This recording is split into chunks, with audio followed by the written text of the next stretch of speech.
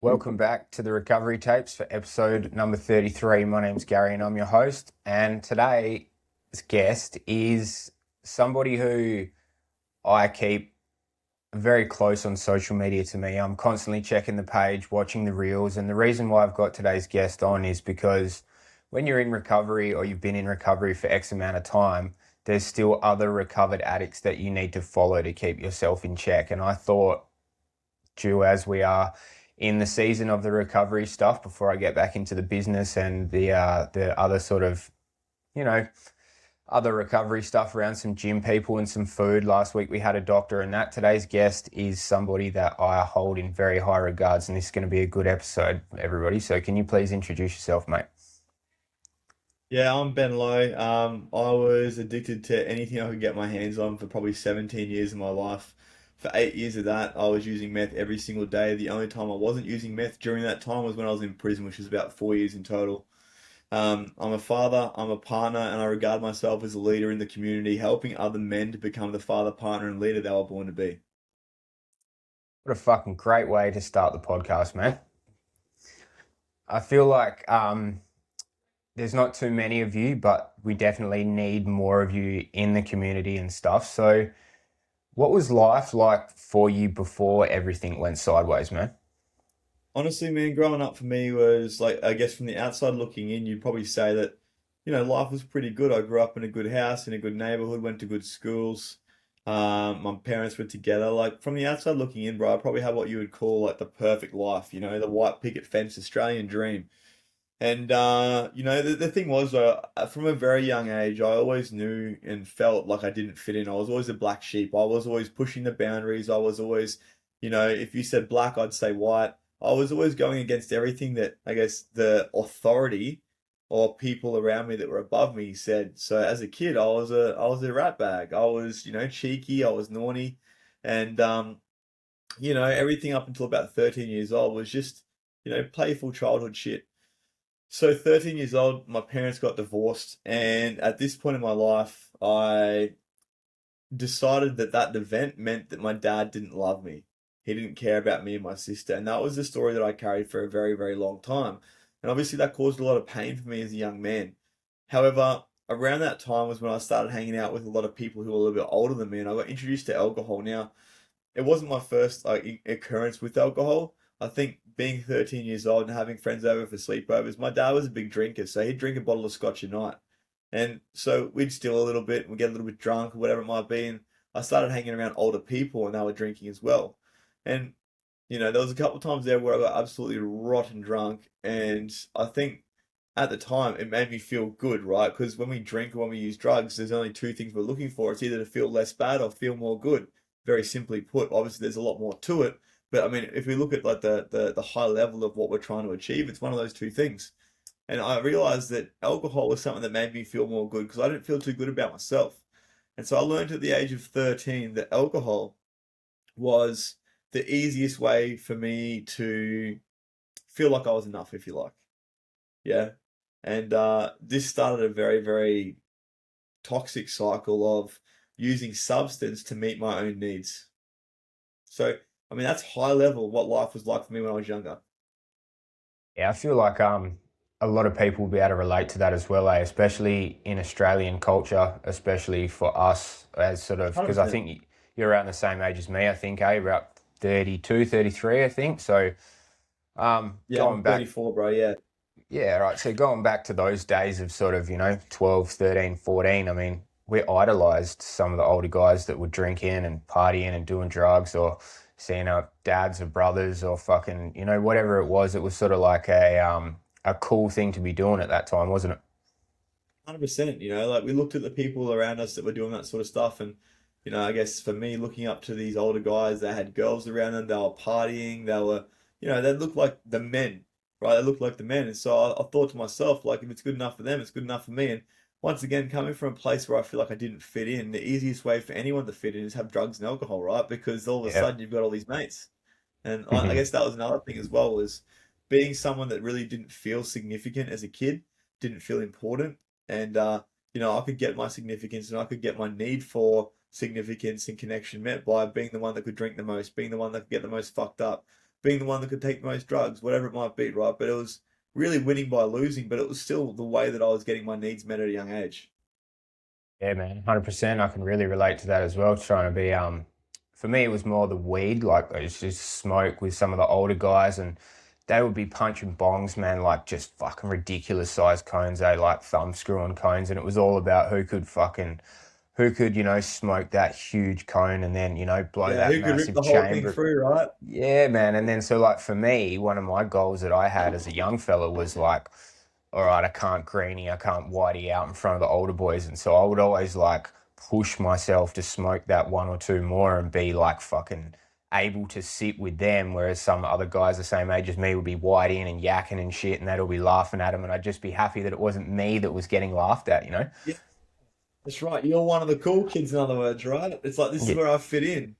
It's nuts, man. And then so like I don't know. I guess for me, that's the reason why I wanted to speak to you too. Because when you sent me the link for the other podcast that you were on, I found myself really, really relating to that, man. Like even the way you talked about prison and using and the share house with the selling weed and all that stuff, man. It's like a fucking very, very, very similar story to myself, man. So when did you first realize that all of this was starting to get out of control? Like you said from the start. So when was the next step?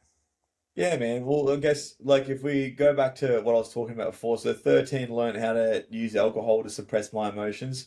15, I was working my first job at McDonald's. I was also kicked out of home. Well, I wasn't really kicked out. If you asked me then, I would have told you I was kicked out and played the victim.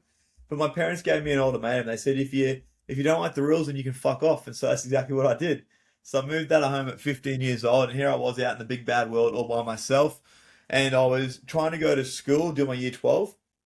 I was trying to work at McDonald's, and I just wasn't able to keep my head above water. And I was hanging around a couple of the older boys once again that worked at McDonald's, and we're smoking weed out the back door. And the same day that I started smoking weed was also the same day that I bought weed. And I had this entrepreneur's mindset. And obviously for me, being in this place of scarcity, like I'm struggling to get by at this point. I'm 15 years old, living off what I'm eating at McDonald's on my shift, and making fuck all money. Like, what am I gonna do? Obviously, I want to get fucking, I want to get on the piss on the weekend. I need to make sure I've got enough dosh to fucking, make sure I can get what I want to get. And so I had this bright thought. I'm like, man, if I can sell this shit, I can make some money. And so I remember the first time I smoked weed, I'm pretty sure I bought a quarter or an ounce. I can't remember exactly. And I split it up and sold it back to all the boys that gave me weed for the first time. I was just like, where can I get more of this? And, who do you get your shit off? And I was like, cool, what do we do here? And so I learned very early on that I could make money this way. And so here I was going to school. I was, working at McDonald's, and I was selling weed. And the thing that I realized was that, well, school wasn't making me money at this point. So I fucked that off, dropped out, and stopped going to school. And I was working on the front counter of McDonald's. And where we were was in a shopping centre, Garden City Shopping Centre in Mount Gravatt in Brisbane, right? And it's a Westfield shopping centre, and quite close to it, there's a lot of schools. It's also where the bus terminal is. So all the kids would come there after school. And I'd be working front counter, man, and I'd have like bags of weed weighed up out in the back of my backpack. And you could smell that shit. Like, yeah, 100% could. The managers knew exactly what was going on, but half of them were buying weed from me, or they felt sorry for me. So it was all G. And I'd have guys come to the counter to order a cheeseburger and slip me $100 for a quarter or something. And I'll be going on like 5 or 6 lunch breaks, or sorry, 5 or 6 toilet breaks every day. Like every day, especially around those hours of like 3:30 p.m. through to like 5 p.m. Man, I'd be at the toilet every 15 minutes, bro. So I was just flicking gear out the back door of McDonald's, man. I thought I was Pablo Escobar at this point, man. And once again, back to what we're talking about, right? I was hanging around other boys that were selling weed and that, and it was always a pissing contest. Like, oh, I wanted to be the biggest and baddest drug dealer, and that's all I saw myself being. Like, my aspiration at this point in my life, 15 years old, I started selling weed, and like only still nickel and dime shit at this point, but I want to be the biggest and baddest drug dealer. Not too long after this, I got really, really sick with glandular fever. I think just from the stress of the whole environment that I was in, and I had to move back into home with my dad. I was still smoking weed, I was still selling weed, and I was smoking cones in his house and treating him like he was a dickhead. And he would literally just like blow up at me, and I'd get in his face and tell him he was a fucking idiot, and tell him he was off his head and all sorts of stuff. Well, meanwhile, as soon as he'd walk away, I'd be blowing cones out the window. And I'm sure there were times where you would have seen like plumes of smoke coming out of my room and shit, man. Like, he wasn't stupid. Like, my parents were really sheltered. They didn't really have any idea what I was doing, but I really opened their eyes to a lot of things. And Not too long after that, I was going to parties and I was the man. I was the man at the parties because I had the weed and everyone wanted to smoke weed at the parties, right? So I felt like I was the man, right? It gave me that sense of power. And I got addicted to that. I wasn't addicted to the money. I wasn't even addicted to the drugs themselves, bro. Obviously, yeah, that was great. But it was what they actually gave me. It was the void that they filled within me, which was giving me that sense of purpose. And that was what really got me, man. It got me really stuck into that lifestyle. And fast forward a little bit, turned 18, just before my 18th birthday, bro. I'm back out living by myself and I started smoking meth because I went to get some pot off one of the guys I was scoring pot off. And I'm passing a glass pipe around, and here's that little part of me that just wants to fit in again. And boom, all of a sudden, here I am welling up for the first time. And same situation, bro. First day I started smoking gear was the same day I started selling it. And because I knew people that wanted it, right? I knew that I could get rid of it. And so that became my life. And so from 18 to 26, 26 was really when I stopped smoking and stopped using drugs, not using drugs, but stopped smoking meth. Um, I spent, in that time, in that 6 years, in that 8 years, I spent 4 years behind bars. That entire time, the only time I wasn't smoking gear was because I was in jail. Like every other day, I was either selling meth, smoking meth, or trying to find more people to get meth from. Right, that was my whole life. That was what it looked like. And this got really out of control for quite a period of time. Like I said, it was almost a total of 8 years I was addicted to meth. From 15 or really 13, I was using alcohol as a coping mechanism. And even after getting off the gear, I went and did what most people do, which is I found something more acceptable because obviously you can't just walk into a pub and whip out a fucking whistle and start smoking it, can you? You just can't do it. It's not done.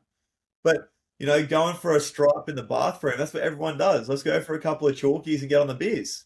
And so I just swapped one poison for another, and then for the next 4 years after that, I was partying every weekend. I was unreliable. I was ruining relationships. I wasn't present for my son, like my son at this point in time. So he was conceived when I was 26. I was still heavily into the drug scene at this point in time, and I wasn't present with him for the first 4 years of his life. I'd see him and I wouldn't be able to give him quality time.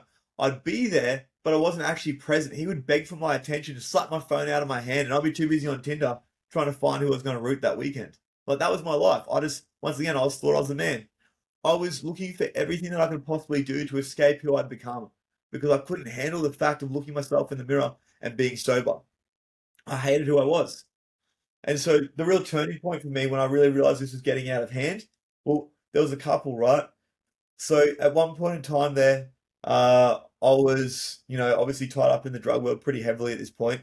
I got into some altercation with some bikies, and a couple of times when I'd go out, I was getting jumped, I was getting outed, I was literally attacked on sight for this crew because something that I did didn't align with them. At this point in time, they'd asked me to come with them, and I said no. They wanted me to throw one of my friends under the bus so they could rob him, and I threw them under the bus instead. I told him, right? And so now I was attacked on sight. Then there was another point in time, not too far after that, where I had a 410 shotgun put down my throat over money, and it really clicked for me that if I didn't get away from this world, that I was either going to end up dead or continue to spend the rest of my life in jail. And so fast forward a little bit now, so got away from that sort of scene with the ice and that side of things, and here I am partying, thinking that it's a bit more acceptable because it's what everyone does. And it was the 2nd of January 2021. I thought it was the 2022, but I'll lose track of time. It was actually 2021. And I remember rolling out of bed, the whole world was still spinning, right? My head was just pounding. I've been on one for the last 3 days, as you do at New Year's for a lot of people that do that, right? And I was just setting it as big and as bad as I could. And I remember just crawling over, pretty much crawling, right? Stumbling over to the bathroom sink and grabbing onto the basin to try and stop the room from spinning. And I look up in the mirror and I had a black eye from punching on with my housemate the night before. I remember nothing of this. It all just came as a flashback, right? Boom, boom, boom. All these memories. So I had a flashback to punching on with my housemate and everything that had happened. I crashed my brand new Navara into the front fence of my house drink driving. It was a rental property, by the way, and this is my first car after losing my license for 11 years when I was 16, right? And I remember making an absolute dick of myself at probably the nicest house I'd ever been at, surrounded by pretty high level executives, business owners, all this sort of stuff. And here I am just making an absolute cock of myself because I'm self destructive. And it occurred to me that this wasn't something that was just happening one off. This was the sort of shit that I was doing every single weekend. And I realized at this point in time that I was trading these weekends where I was waking up feeling so much shame, so much guilt, and like a piece of shit for time with my son.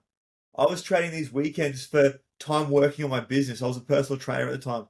I was trading these weekends that I was doing this time for the potential healthy relationships I could have or anything else that I wanted in my life.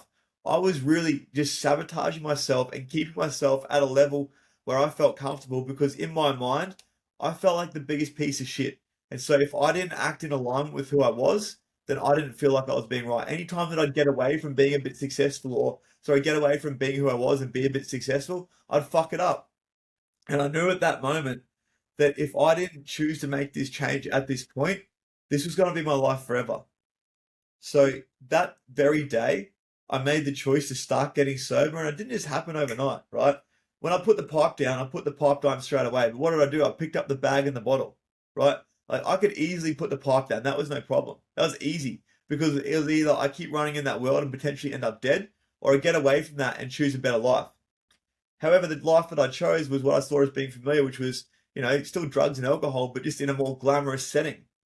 Yeah, And yeah, I yeah, had to yeah, make that decision, right, to go, even though that's normal to everyone else that I'm hanging around, that's not the person that I want to be. And so that same day, I started 75 Hard, which is a challenge, which is 75 days of no drugs and alcohol, 75 days of 2 workouts per day, 75 days of 4 liters of water, reading 10 pages of a book, and a couple of other bits and pieces. I think taking photos every day as well. And that was something that really kick-started me on that journey in sobriety. However, what do we do when we get to the end of something like that usually? We want to celebrate, right? yeah, yeah, yeah. So what So happened? how do you think you celebrated? Yeah, yeah. I got It's straight not. back on it, bro. Like this is the thing, right? Ah, I'd set these goals, and this is what happened for the next 12 months or so. I'd set these goals, and then I'd do really well, and then I'd go and fuck it up again. Yeah, and this happened for another 12 months. I had about 4 or 5 occasions where I was just up and down and up and down and up and down. And to be honest with you, bro, my journey with sobriety for where I am now, 4 years sober or 3.5, 4 years, I don't actually count. I don't believe in counting days because for me it's just a choice. It's a conscious choice that I make, right? And so I made a choice to do 12 months, right? And every single day that I went further and further into this 12 months, this would be 2022 now, so about 4 years ago, right? I made the conscious decision to do 12 months, and every month that went by, every day that went by, I felt better and better about myself and who I was. And so by the end of the 12 months, I just said, you know what, fuck it. This is who I am now. And so 3 or 4 years on, once again, I'm not doing the maths on it. I can't, I really, I don't care, but it's been 3 or 4 years, 3.5, 4 years, I'd say. And I don't even look back. Not to say that I don't have days where I'm like, fuck, I'd love a beer.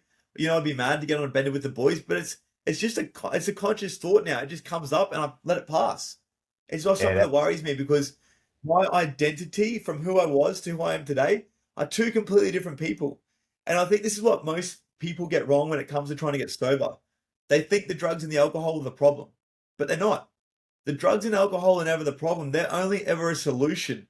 And the solution is to a deeper underlying issue. And until they address that deeper underlying issue, nothing's ever going to fucking change because you can take the boy out of the environment, but you can't take the environment out of the boy. If you've gone up around junkies and obviously been around drugs your whole life, you can move from state to state and run away from your problems. But guess what? You're still there. You're still there. The person you are is still there. And you might do well for a few weeks, a few months. You might go to rehab and do 4 weeks in rehab and get clean. But 99% of the time you go into rehab, you're in an environment where there's no triggers, nothing that can actually traumatize you or push you into a stressful state to react in a way that you usually would. And then you get out of rehab and what happens? You get put back in the same environment that created the whole problem in the first place. And you revert back to the same solution you have for every problem. Whether you're happy, sad, having a good day or a bad day, what do? We usually drink or we take drugs or we do something to remove that. And until people start to realize that the drugs and alcohol are never the problem, and unless you're willing to actually look at yourself and address the deeper underlying self-worth issues that have created the problem in the first place, doesn't matter what you take away because it'll still keep popping up in other ways. man. I knew there was a reason that I got you on the podcast, like just to listen to you speak for that like 10 minutes like that. Like it's so soothing for me to hear someone else speak like that because like I just couldn't put a needle down, bro. I just fucking couldn't. I was Yeah. so addicted to it, man. Like everything about it. I said it last week talking to a doctor. Um, actually a great guy. It was a great episode. He was talking about dopamine, the way your brain works around addiction, etc. And there was a segment that I've really, really had flashbacks that kind of triggered me a bit, but I've sort of grown from doing the podcast where I can sort of, like you said before, push through it and be like, that is not me anymore. I don't need to worry about that. But just the smell of the swabs and the whole going to the chemist and the whole Yeah, bro. fucking cycle of it all, like, I guess like for the people in the pipe, it would be the whole like get crowding around in the room and passing it around and all the rest of it. Like it's just Melting it these, down, bro, going to yeah, get it man. on, the whole mission that comes with it, bro. It's the ritual. It's the ritual of it, man. It's a subconscious pattern. You know that when you do X thing, you get Y result, and that just becomes the whole life, bro. Yeah, man. So tell us how you went from what you just said and what I just said, right? So how did you flip that into a business mind state, like, and the whole sobriety thing? Because I feel like you're fucking killing it at the moment, dude. Bro, my life right now, I couldn't be happier, man. I honestly couldn't be happier. My life is everything I ever dreamed of and so much more. I've got a beautiful son, who I absolutely love and adore. And we're still working on our relationship because I wasn't present properly for the first 4 years. I had nothing to do with him for the first 6 months. And I have to live with that every day. But I'm showing up every single day the way that I am, being present with him when I have him because it's 50-50 with his mother. Yep. I've got two other beautiful children that are my partner's children, right? We've got a blended family. I've got an amazing community of men that I work with every single day, bro. And, I get to use my journey and my story now to help other men because one thing that I fucking know for a fact is, especially for men, we struggle to take leadership from someone who hasn't been where we want to be, right? Or hasn't been where we are. Like, this is why I think that psychology and counseling are great. They have a place when it comes to actually understanding your patterns. But the thing that I never got, and I know there's psychologists and counselors out there that are really trauma informed and are really great with this sort of stuff. But for the most part, the mental health model is so fucking broken because what happens is you go and trauma dump at your therapist. They ask you about how you feel, but they don't give you tangible action. Have you tried breathing maybe? Like, fuck yes. I do that every day, cunt. If I wanted to fucking breathe more, I'd just fucking breathe through my nostrils. No, but seriously, like this is the Yeah, dude. advice that so many people are getting, and I know that that's me, like like very very much taking the piss out of it. But this is the problem, right? Especially for us as men, like we're not going to listen to someone that hasn't been there. Yeah, you're not going to take business advice from someone that works at fucking McDonald's. So why would you take addiction advice or relationship advice or anything from someone that hasn't got the thing that you want? Right? I feel, Like this is yeah. where I really struggled. I went through counselors, psychology, all that sort of stuff. I went to, day programs, all that sort of shit, man. And I just wasn't for me because it's like, well, first of all, a lot of these people haven't been where you are. Like I get it, AA and NA, yes, they are, but most of those people also aren't where you want to be. Like, I'm not going to take advice from someone that hasn't got the life that I want to live. And this is really sad to say, but I have this conversation with my mum all the time. She tries to give me advice around finances and all that sort of stuff. And I'm like, Mum, I love you to death. I really do. But I don't want your life. So I'm not going to take advice from you. This is for us to have a healthy relationship. You need to understand that. I'm not going to take advice from someone that hasn't got something that I want. Right.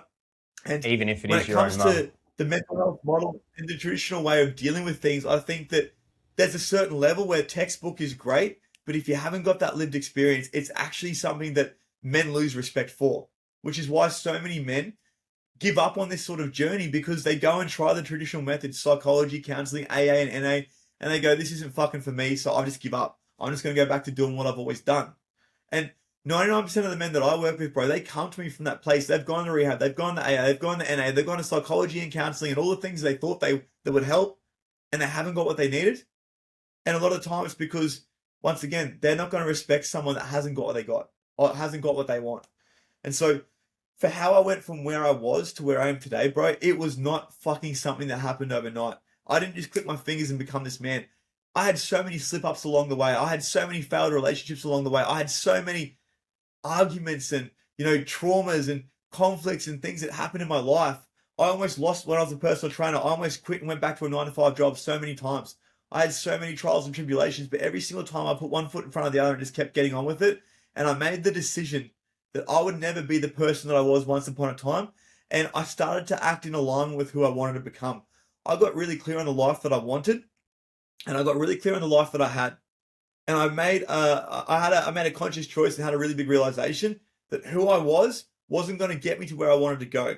And so every single day, step by step, bit by bit, brick by brick, I put habits, behaviors, choices, actions, and decisions in place that would step by step help me to get to where I wanted to go. And it's like this funny thing, right? Like to get started, it takes a lot. Like it's momentum. You have to build momentum. And to get the momentum building, it's fucking hard, right? It's like trying to push a big boulder uphill. Fuck It's yeah, man. hard, man. But you take step by step and you move it meter by meter. And eventually you overcome that hump and you hit this inflection period or this inflection point where it just gets fucking easier. And everything you've been doing for the last 6 months, 12 months, 3 months, whatever it might be, becomes second nature. It becomes subconscious. The habits, the behaviors, the choices, the decisions, they all just happen at a subconscious level. And that's where I'm at now, man. And I'm like, what, 6 years really into this work? Like 6 years into this work on myself. And every single day I'm still learning things about myself. In my relationship, my beautiful partner reflects things back to me that trigger me. And it's like, that's a great opportunity for me to grow. So the thing that you need to understand is that it's not a fucking destination. This whole sobriety thing is a journey. It's called a sobriety journey for a reason. And it's not about where you're going. It's about who you become in the process of getting there. And Fuck that's yeah, something that man. I'm still in the process of every single day, man. Man, I feel like there's such a healthy way for you to look at it instead of like, I mean, no shade on them at all, but like sometimes when I'm on TikTok, I'll see it pop up and someone will be like, I'm 13,942 days sober. And I'm like, oh yeah, okay. Yeah. Like, yeah, nice work with that. Once again, no shade towards them, but I'm coming up 9 years this year, and I really try to not be that guy who's just his only identity is recovery. Like, obviously, it's like base rate of the Yeah. podcast and stuff, but I have like this internal fear. I'm like, no fucking way, man. Like, I'm a dad. I've had a crack at being a businessman.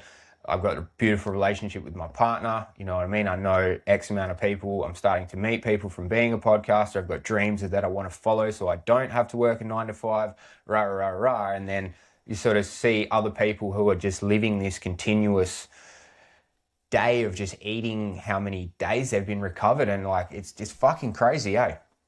Almost re-traumatizing, right? It's almost Yeah, yeah. re-traumatizing to some point Yep. because, like, with what you're saying there, man, this is the reason that I don't count. And I also with like, so I work with hundreds of men every single year all over the world. I've got guys, and I'm blessed enough to have we're blessed enough to have this beautiful thing called the internet and Instagram, where my shit gets seen by guys in UK, Canada, fucking Portugal, like all over the world. It's great. And I'm So lucky enough to be cool. able to work with these people and actually support them from here in Australia, which is incredible.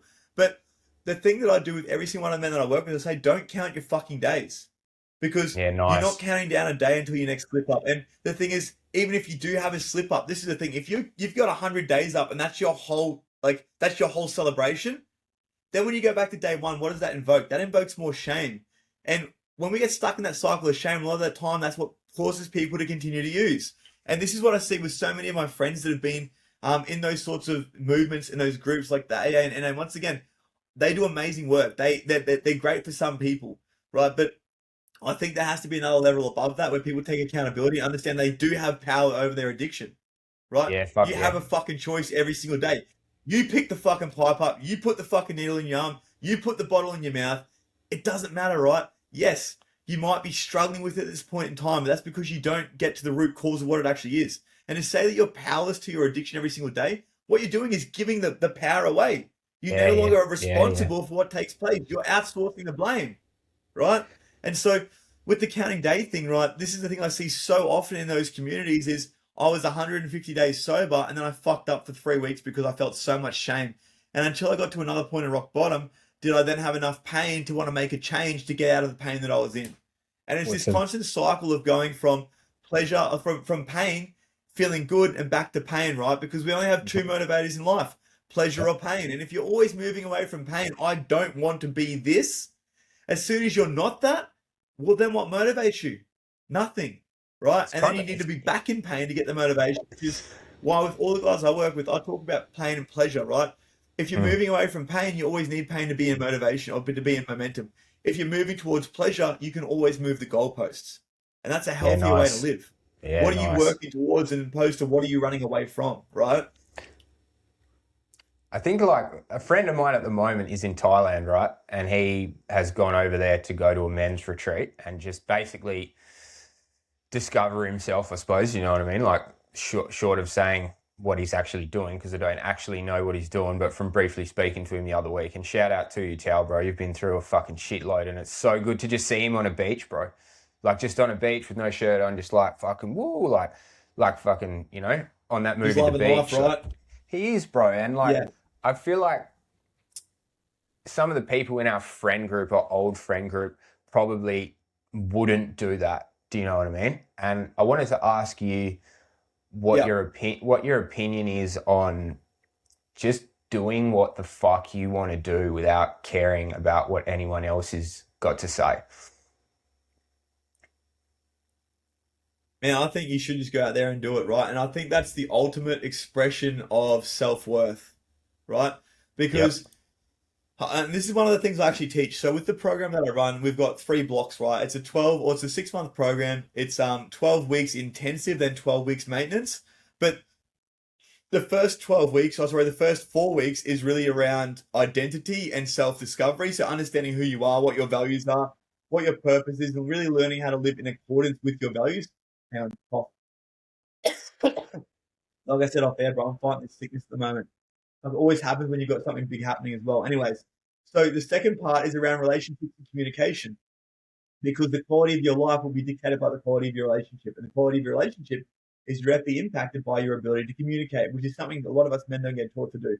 But the third part of that, the third step in that, is self leadership, and self leadership is really just truly about living your authentic self, because if you're so caught up in worrying about what everyone else thinks, you're living in a fucking prison. You're not even living your own life. And one of the things I talk about in that is like obviously integrity, ownership, vulnerability, and authenticity. And vulnerability is not about pouring your heart out and obviously, bitching and moaning about your problems. Vulnerability is truly about speaking your truth and expressing your truth, right? And when you're the most embodied, authentic version of yourself, you have high integrity, you have high self worth, you no longer give a fuck what anyone else thinks, and you should be living in that life all the time. That's the life you should be living, because then you're truly an expression of who you want to be, not an expression of who you think you need to be for other people. So to what you said, bro, like what is my thoughts around that? I think that when you get to a certain level of understanding self, and really that certain level of knowing who you are and having like clarity in your identity, then doing what you want to do and living life to the beat of your own drum should be something that comes as second nature. Fucking oath, man. And I feel like you got to beat that shit hard too, man. You know what I mean? Like that's your song. Fucking play it for every cunt to hear, man. Like, I mean, That's right. We I've got spend so to. much time trying to fit in, yet we were born to stand out, right? Yeah, man. I feel like that's the whole fucking thing of what we were saying at the start with the whole 13-year-old kid thing. It's like, no, Yeah, I'm bro. not going to be this fucking normal kid with a school bag that's staying and doing this and that. Like, I'm going to be something you're all going to fucking remember. And even now, like, not that I'm bigging myself up or anything like that, but like, I don't know. Can I share something with you that happened yesterday that I'm really fucking proud of, dude? Please So do. I Please did do, a bro. I'd love to. I did a podcast with a guy in Adelaide, right? And his name's Dan, and he works for a prison newspaper called About Time.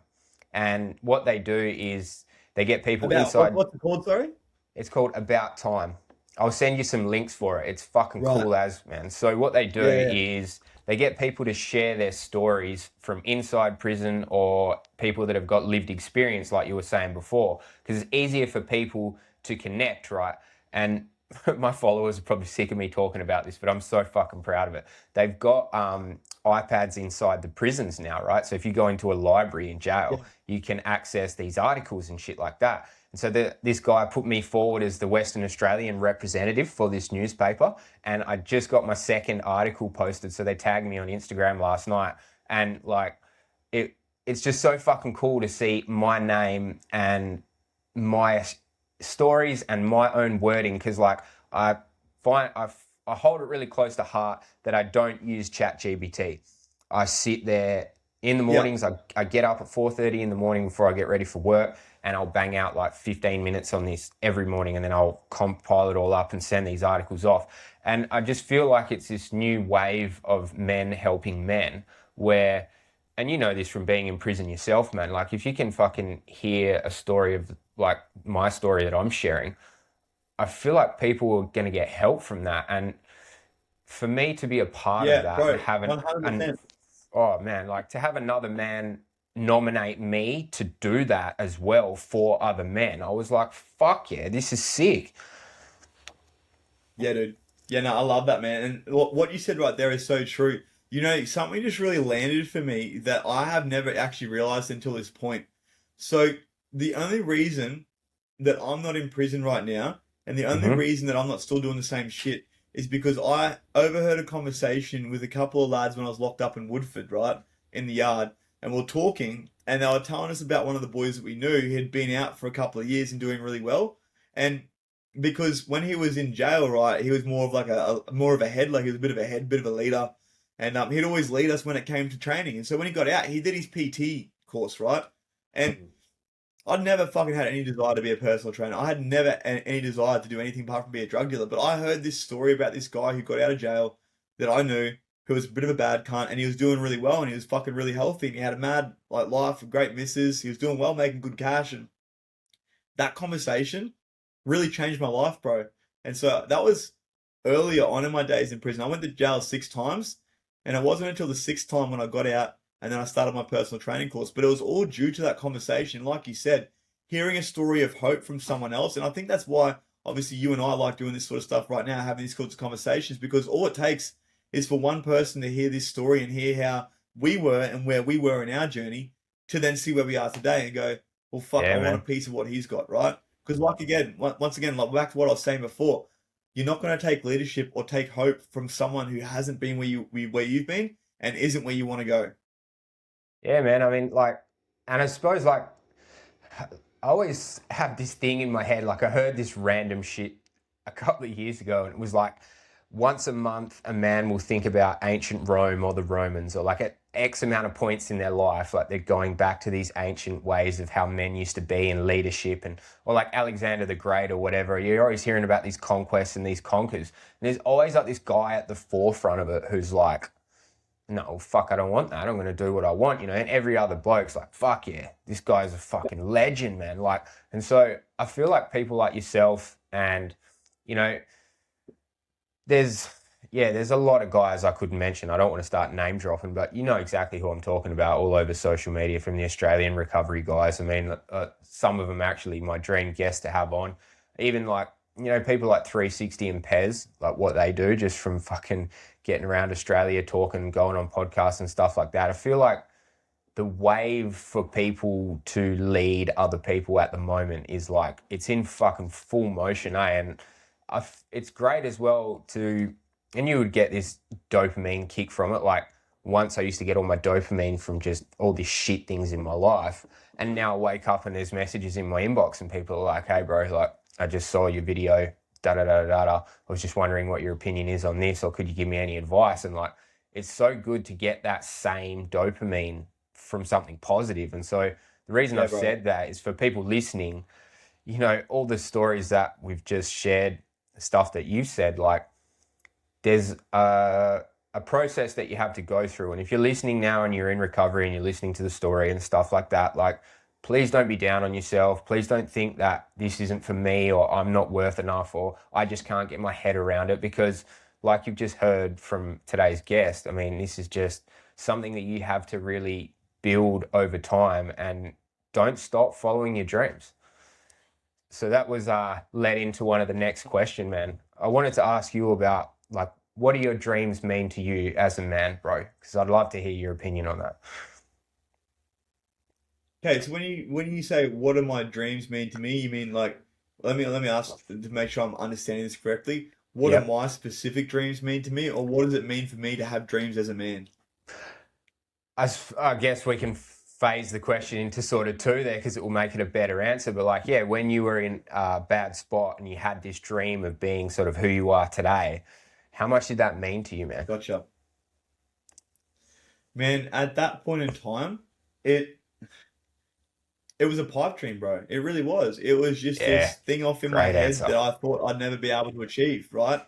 It was like I had these aspirations and I had these dreams, but I didn't have any inspiration to draw from because the people I was surrounding myself with were still just doing the same shit. So I wanted to be better, but I really didn't think that I was ever going to be better than just a fucking drug dealer, man. And like when I got to the heyday of my selling gear, bro, like, because I was obviously selling a fair bit of ice, right? Mm. The last time before I went to prison, I remember counting a duffel bag full of cash. It was like 600K.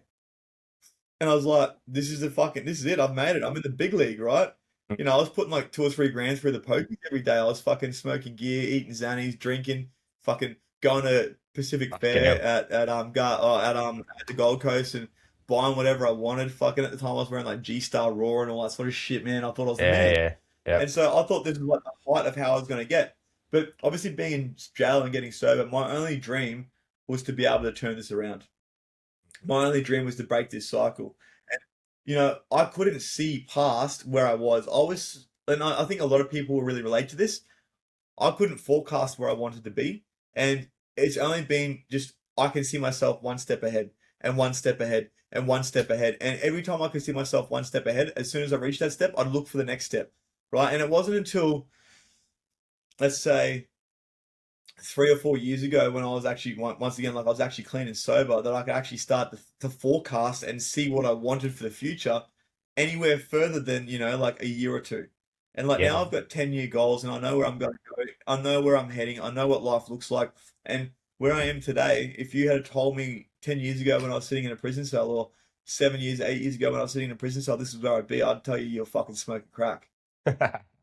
Tell me Because about it, bro. Yep. there was no way I would have believed that that was possible because my environment was keeping me stuck. It's like that old, crab in a bucket analogy. If you're the one person in your environment that tries to change, Mhm. every other little crab in that bucket is going to pull you back down because you can't leave them, right? And I was so Yep. caught up and indoctrinated into that society of criminals, drugs, prison, that whole politics around that whole side of things that was my life. I was so institutionalized, if you like, that Yeah, I yeah. couldn't see past it.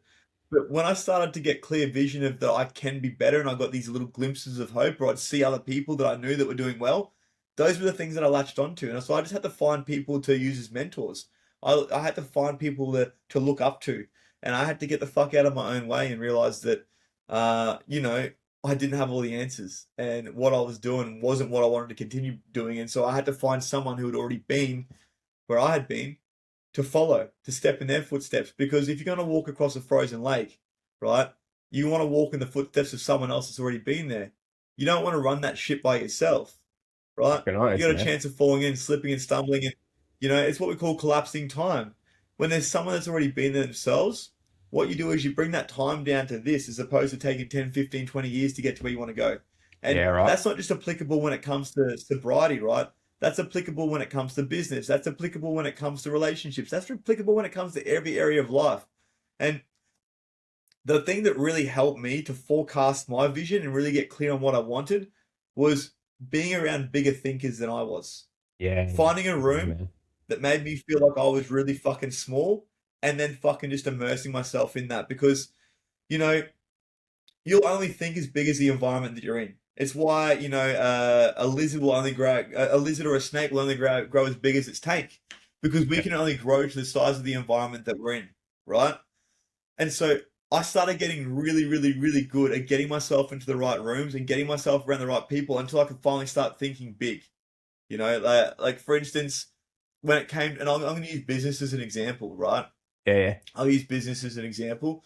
So I thought I was crushing it at one point in time there, but I was doing like 2.5 grand a week as a PT. I thought that was like the heyday. But I was also trading so much time for the money, right? I was doing like, 20, 30 sessions a week. I was working online. I was never present with my son or anything like that. Then I finally started to see that the people around me that I was being mentored by were making money online. They were selling their story. They were using their story to help other people. And I seen these people that were making like, 30, 60, 100K a month. And I was like, whoa, that's fucking pretty hectic. I don't know if I'm capable of doing that. Mhm. And the week that I actually chose to go and talk to my clients and say to my face-to-face PT clients, I said to them, hey, you guys have 8 weeks. In 8 weeks' time, I'm quitting PT because I'd started to talk a bit more about my story and I created like a personal development program. And I was working with women and men around addiction. And that same day that I had that conversation with those people, at this point in time, I had one client. All right. I had one client, but I knew that I had to burn the boats. And so I had one client and I said, you guys have 8 weeks left to work with me. They're like, whatever. And a lot of these clients have been with me for 4 or 5 years. Like, they're like, man, you said you're going to quit ages ago and you haven't. Like, we don't believe you. I'm like, no, I'm serious. 8 weeks. I gave them a date. And that same day, I remember I jumped on 3 calls with 3 clients that wanted to start working with me online. And I closed every single one of them. They paid in full. They were 5 grand a pop. And that week I closed 30 grand in deals, cash paid up front. Ooh, fucking hell, yeah, man. And I was just like, what just happened? Right? I was wigging the fuck out. I'd never seen that kind of money apart from selling drugs. Yeah, man, it's like it's But because doable, I eh? put myself in an environment that challenged me to think bigger, I either had to fit in or fuck off. And I sure as shit wasn't going back to who I was. Man, it's like So it's with having those dreams, I think we've all got dreams, but there's levels to it, right? And so I just had to be able to see one step ahead of where I was until I got to a point of actually being able to see the big picture. And I still at this point in time, I'm still continuing to see the big picture day by day. Because as your life unfolds after sobriety and you can actually see things clearly, you no longer have that veil over your head. You start to see so much more. You start to witness so much more. You start to be able to actually take a step back and see the world for what it is rather than seeing what you're in.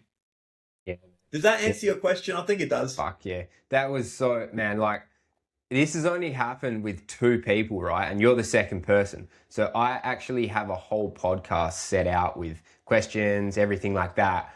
And I just fucking didn't even follow it. I only asked you one question. Everything else has just been a free flowing conversation. And like, it's just, I feel like it's so good. And I've got such a big smile on my face because you're helping me level up without even knowing it or me asking you to do it. Like it's this, my interview skills and my sort of conversation and stuff like it's great, man. I fucking love it, man.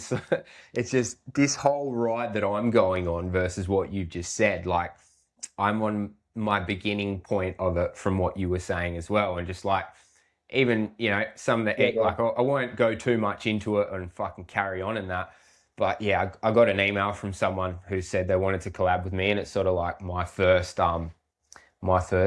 possibly big collaboration, which is Fuck fucking yeah, bro. yeah, Gangster. bro. So like, I heard a statistic that I think it's something crazy, dude. Like 95% of podcasts don't make it past the first 5 episodes, right?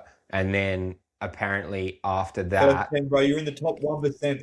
yeah, man. Yeah, you're in And the top so 1% if you make it past the first 3 episodes. and then so after that, apparently the way people are with this instant gratification of the internet and all the stuff that's going on, apparently the next wave after that, people don't make it past 20 podcasts. So I'm at number 33 with Yep. you. I've just had an email come in, I'm got doing these writing these articles and shit like that, which is helping me pay for some of the stuff. So I'm not actually paying for this out of my pocket anymore this year. And I've been doing it for like 8 or 9 months now and fucking doing the whole recovery thing on TikTok and Instagram and that for about, I don't know, like 13, 14 months now. And it's so refreshing to talk to someone like yourself, which is just sitting there like with your hands behind your head, just relaxed, like fucking nothing doing. And that's where you can be, everybody. Like we both used to be, I don't know, I suppose like you said before, we never thought we'd be here having this conversation with someone on a computer at fucking at nighttime just about bettering yourself or being better, and Bro, it's a beautiful thing. no chance, man. I remember when I got out of prison, when I started as a personal trainer, bro, I couldn't talk to anyone that hadn't done time. I couldn't talk about anyone Yeah, that yeah. I literally couldn't conversate or communicate with people that couldn't relate to my story. And I really struggled as a personal trainer. So to become a communicator and be able to, like, it's a skill, bro. You have to learn that. I'm sure in podcasting, and I just want to acknowledge you, bro, because you've done really, really well. And just obviously on this podcast with not just asking questions, but giving context behind things. And the way you articulate yourself, bro, is really, really good. Like you're crushing it. And so I know how much Thank you. work would have gone into that after obviously being an addict and being a junkie and struggling with all that sort of stuff, bro. This isn't the shit we do, man. We don't talk about this sort of stuff. We can't hold space and hold a conversation. Like I see the work, bro, and I see you, bro, and I understand how much work it took for you to get here. So I just want to acknowledge that, bro, because I get it. Thank you so much, man. Just off the back of your acknowledgement, I want to give a shout out to my mate Pat, who sat down with me on the very first episode of the recovery tapes, and he went to jail for manslaughter, was involved in some shanking shit. It was just the old life that we used to live, right? And he told his story about what happened to him on episode number 1. And so he's now just done his first gig in Perth as a rapper. So he's being asked to show up and go to gigs and stuff like that as well. And like, I just feel like this circle of people that are trying to do more than the average person at the moment, especially over here in Perth. Like, there's a fucking huge circle of people that are just absolutely crushing it. And like, yeah, like you'd be cringe. I remember that first TikTok video I ever posted, man. I was almost scared to open the TikTok app because I was like, fuck, man, there's going to be so many cunts laughing at me. And like now I'm just like, grab my phone out and I'm just like, blah, blah, blah, blah, blah, fucking whatever, you say whatever you want, you know? And yeah, like I just want to tell people to try, do whatever you feel your heart desires in this world. You know, if you're listening to this podcast and you are stuck, please do hear the story that has been told today and take the beauty out of it. You know what I mean? Take the beauty element out of it and, you know, apply it to your own life, because that's what the recovery tapes has been about from the start. And I feel like that's what I always want it to be going through, is keeping it authentic, man, especially having guests like you on, man. God, bro. Thank you for having me, man. It's been incredible. Fucking oath, bro. So how do men find you before we wrap it up? Just so give yourself a shout out and a plug, because I feel like there's people out there that can just benefit from you in general, man. Yeah, bro. So Ben Lowe Coaching on Instagram is the best place to find me. I'm not really on too many other platforms. If you want to check out my old podcast, I haven't released an episode in fuck knows how long, but I've got about 100 episodes talking to guys like you and I, similar Yeah. stories, also just sharing my So it's the Interchange podcast. So Yeah. INTOCHANGE on Spotify or on YouTube. You can check it out there. But if you want to have a yarn or you want to ask any questions, please feel free to reach out. I'm very active on Instagram. I try and get back to anyone that personally messaged me. I'm very, very active in there. And so even if you just want to have a yarn and share a bit of your story, I'm more than happy to have a listen. So yeah, Ben Lowe Coaching on Instagram is definitely the best way to get in touch. And I put content up. My partner puts content up every day. We've got an amazing thing going. I work with the men, she works with the women, and together we help men and women to create stable, safe, and happy relationships through, number one, working through their shit, and then working through their shit together. So it's very beautiful. I'm very, very blessed and very, very grateful. So yeah, man, appreciate you having me on here, man. Thank you so much, man. I really appreciate you coming on, and like you just said, you're really easy to talk to on Instagram. We worked around it. We made the time to make it work, and yeah, this has been a really good episode for me personally as well. Just as the interviewer, you know, it's fucking. I'm sure you can relate from being a podcaster Yeah, bro. yourself. You just have those moments where you just fucking smile when you walk away. So Ben, man, thank you That's so so much for coming empowering. on. It's so energizing. Yeah, yeah, Yeah, man. bro. My pleasure. My pleasure, bro. Yeah. All right, brother. Thank you so much. I'll let you get back to it. Thanks for coming on, bro. It's been a belter of an episode. Cheers, everyone. Stay tuned Big next love. week. Peace.